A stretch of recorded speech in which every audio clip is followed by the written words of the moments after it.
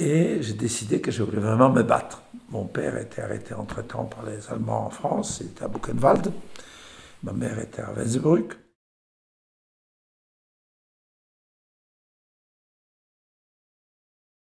J'ai décidé, après avoir eu le bac début mai, que je veux me battre.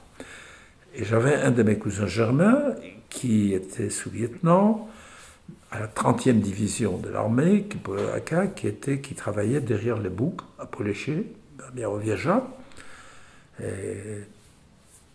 On faisait sauter les trains allemands et on faisait attaquer les convois allemands dans des forêts qui sont là-bas et dans les marécages, etc. Et j'ai obtenu l'accord de mes commandants de Varsovie pour aller là-bas. Je m'autorisais de prendre un de mes pistolets, pas deux. Ils avaient besoin. Vous savez, à Varsovie, pendant l'insurrection, il y avait bien de mes camarades qui n'avaient qu'une grenade. Moi, j'étais très content d'avoir mes deux pistolets. Les premières semaines étaient très dures. Pour plusieurs raisons. Bon, naturellement, la division, c'est des petits détachements d'une trentaine de personnes qui travaillaient séparément. Et il faut le dire, c'est pas très agréable, mais il faut le dire que la population qui était en majorité biélorusse nous dénonçait et dénonçait les soviétiques, parce qu'il y avait aussi des agents soviétiques, aux Allemands. Ils travaillaient avec les Allemands. Ils avaient des échanges, ils produisaient des choses, c'était assez bien matériellement. Les Allemands prenaient leur blé, prenaient des trucs, du sucre, et au fond, dès que quelque chose s'est passé, ils nous dénonçaient. Donc, tous nos détachements, aussi bien les soviétiques que les nôtres, on devait tout le temps changer de lieu, sinon on dénonçait, on entourait, etc. Et donc, qu'est-ce qui s'est passé? On marchait la nuit. Parfois, on reste 2 jours au même endroit, mais pas plus que 2. Mais normalement, presque toutes les nuits, on faisait 30 à 40 km pour passer d'une forêt à l'autre et pour qu'on ne puisse pas nous situer. Donc, c'était assez dur physiquement, on portait nos armes, etc., on portait nos munitions. Et quand on avait besoin de nourriture, il fallait aller dans les villages. Et donc, qu'est-ce qu'on faisait? On entourait les villages, on coupait les lignes téléphoniques, et on disait aux villageois, si vous sortez avant 4 heures, avant qu'on quitte, on relaisse des gens, on va vous tuer. Parce que sinon, ils nous dénonçaient immédiatement. Et donc, de temps en temps, donc même la nourriture, on ne pouvait pas trop l'avoir, et il y avait des journées où j'avais juste un petit morceau de lard, un morceau de pain pour 2-3 jours. Et surtout, manque de sommeil, parce qu'on marchait toute la nuit, et les jours, il fallait quand même faire les sentinelles, regarder les armes, etc. On ne peut pas dormir tout le temps. C'était assez éprouvant. Et en plus, je me suis trouvé dans un petit groupe, pas là où était mon cousin, il était quelque part ailleurs, dans un autre. Le chef, c'était un lieutenant, qui s'appelait Kshemień, Silex, c'est son pseudonyme, je ne connais pas son nom. Et tous mes camarades, qui étaient beaucoup plus âgés que moi j'avais 16 ans, ils avaient 20, 25, 23, 24 ans, et aucun n'avait de bac. Et moi, j'étais nommé aspirant parce que j'avais les bacs, etc. Donc, j'étais très, très mal vu comme le petit intellectuel qui n'avait peut-être pas la force et la endurance parce qu'ils étaient là depuis quelques mois. Et donc, j'ai passé des moments assez durs. Et le lieutenant, c'était comme ça. Plutôt, c'était bon. Mais il y a eu un événement assez bizarre de nouveau. Ça, il y a des événements bizarres dans ma vie, beaucoup. Et donc la nuit, quand on marchait, moi j'avais un pistolet, on m'a donné là un Sten. Sten, c'est une petite mitrailleuse fabriquée pendant la guerre par les Anglais, parachutée, et qui est très rustique. C'est-à-dire que très facilement, elle part. Et la formation, il y avait des lieutenants, mon deuxième lui, et puis après les restes. Et puis à un moment, tout en marchant, je me suis endormi. Et en dormant, je suis rentré dans un arbre. La Sten est partie, et une série est partie de tirs. Le lieutenant tombé par terre, il pensait que je voulais l'assassiner. Alors, bon, heureusement, assez vite, il a compris que c'était stupide, Ça ne tenait pas la route. Mais je crois qu'il m'en voulait parce qu'il a eu peur. Il a montré qu'il avait très peur. Et donc, je n'étais pas très bien vu, même par lui. Donc, c'était des moments pas agréables. Et ça s'est culminé 10 ou 15 jours après que je suis arrivé. Nos groupes de 30 personnes avaient une arme principale, c'est une grande, lourde mitrailleuse anti-aérienne allemande.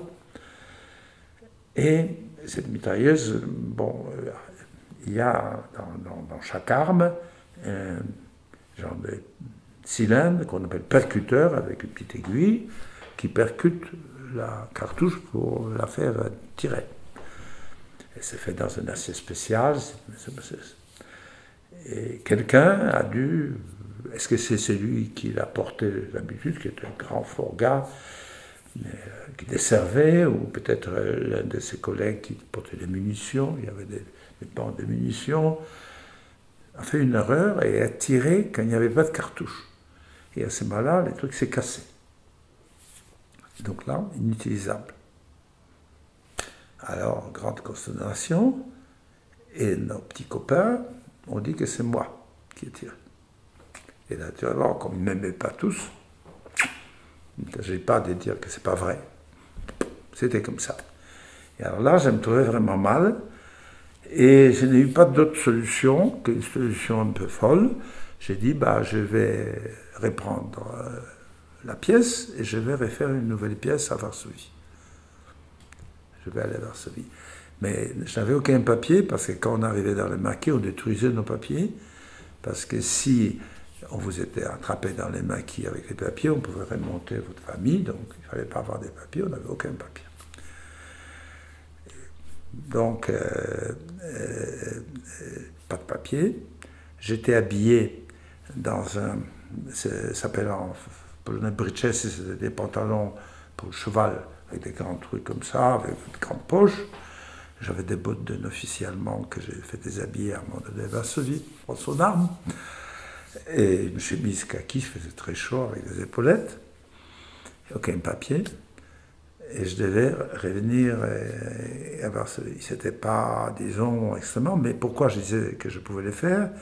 C'est parce qu'un de mes camarades, j'avais deux camarades qui m'ont fait rentrer à l'armée de l'intérieur, était assistant dans une école professionnelle, une très très bonne école polonaise qui s'appelle Wawelberg, qui est l'équivalent des arts et métiers ici, mais qui était considéré là-bas, on l'a dit que c'est juste professionnel, que c'est pas supérieur.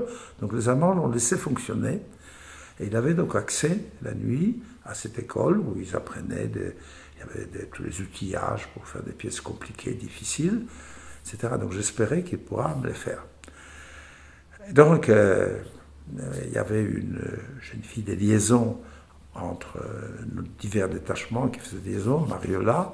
Donc le lieutenant dit, bon Mariola, tu l'accompagnes jusqu'à l'autre côté du bouc, jusqu'à la station, une gare, où il y a une gare de train. Il se démerde, et puis tu donnes un rendez-vous, et puis tu reprends, et tu sauras où nous sommes. Donc j'ai de l'argent quand même, on me donne de l'argent, j'achète des billets de première classe, je me mets dans un coin, je fais semblant de dormir, quand les contrôleurs passent, je lui donne. Il y avait des Allemands qui passaient, mais ils ne m'ont pas réveillé, ils m'ont laissé tranquille. J'arrive à Varsovie, tout va très bien.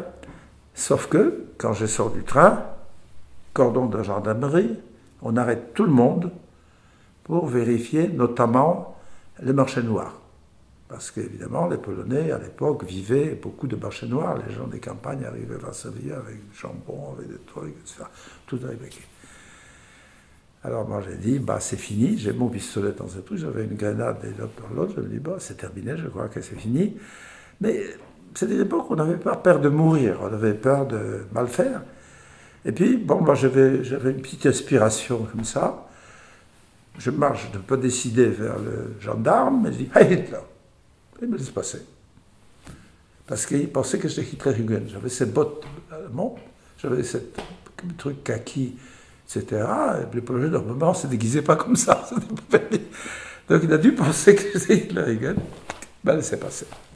Et je suis passé comme ça, c'est encore un truc qui est peu vraisemblable, mais ça existe. En tout cas, je suis passé, Et j'ai pu trouver mon copain, il a pu la nuit faire, trouver la cire vanadium spéciale. J'ai eu beaucoup de chance. Il a refait la pièce, je l'ai repris, je l'ai trouvé. Au retour, je n'ai pas eu de problème. Ça s'est passé normalement. Ce qui aussi était mauvais, c'est que j'étais imprudent. Je n'ai pas pris de vêtements chauds. Et les nuits devenaient froides parfois. Et souvent, on campait le jour, enfin les nuits, le jour, dans des endroits qui étaient très humides. Vous savez, c'était marécageux. Et donc, un jour, on pouvait faire des tout petits feux dans ces endroits-là, qui ne faisaient pas beaucoup de fumée, pour se tenir un peu chaud. Et une journée comme ça, quelqu'un m'a réveillé, parce que ma casquette et mes chaussures commençaient à brûler, parce que je me suis entouré autour du feu, je ne me réveillais pas. Et la casquette, c'était pas grave, mais les chaussures, je devais les couper pour l'enlever, parce qu'elles étaient complètement brûlées. Donc, si vous voulez, c'était des conditions quand même un peu amusantes pendant ces 2-3 mois. Et on a un peu collaboré avec le détachement des maquis russes aussi. Nous, on était plus nombreux, mais il y avait un maquis russe qui restait depuis 41. À un moment donné, je crois que c'est eux qui ont dû donner un tuyau. Et j'étais déjà dans un autre détachement parce qu'on a reçu le parachutage de Londres. Quelques officiers étaient parachutés, les Tchirotchemni. Et j'ai changé de chef. J'étais très heureux parce qu'on ne s'aimait pas trop avec les précédents. Et j'étais sous les ordres de quelqu'un qui est un descendant d'une très grande famille polonaise, Adam Krasinski, du grand poète Krasinski, qui connaissait cette famille-là. Et puis à un moment donné, on a eu un tuyau qui avait un convoi de, je crois, 35 ou 40 camions allemands qui devaient transporter du matériel pour le front, et que donc c'est une occasion de les stopper. Nous, notre détachement là-bas avait à peu près 50, on était 50 dans ces détachements-là. On nous a positionnés, il y avait un chemin, c'est dans une forêt, on est donc dans la forêt, et l'idée c'était qu'un groupe de gens avec le fusil mitrailleur là, va tirer sur le premier camion pour l'immobiliser, c'est qu'il va bloquer les autres, et les autres vont attaquer sur les côtés pour attaquer les chauffeurs, 2 ou 3 soldats qui sont là. Et dans ces premiers groupes de tir, il y avait le garçon qui était les deux, et comme escorte, il y avait Krasinski d'un côté qui commandait les trucs, et moi j'étais de l'autre côté.